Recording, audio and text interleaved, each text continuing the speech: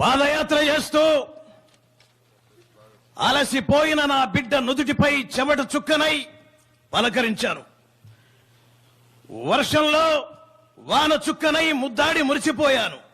తేనెటీగల రూపంలో శత్రువులు దాడి చేస్తుంటే నా బిడ్డ పెదవులపై చిరునవ్వునై అడుగు ముందుకు వేయించాను మీ అందరి సమక్షంలో.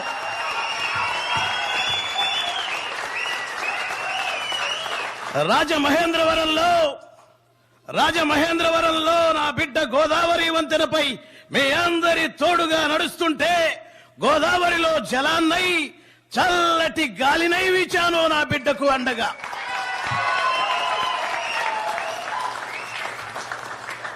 ఇడుపులపాయకొచ్చి నాన్న నేను ప్రజల కోసం పాదయాత్ర చేస్తాను అన్నప్పుడు ఖచ్చితంగా నా హృదయం బరువెక్కింది.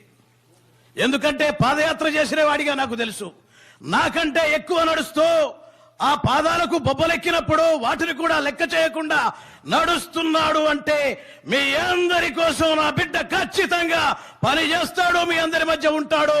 యువకుడు, ఉత్సాహవంతుడు, నా బిడ్డను ఆశీర్వదించమని మీ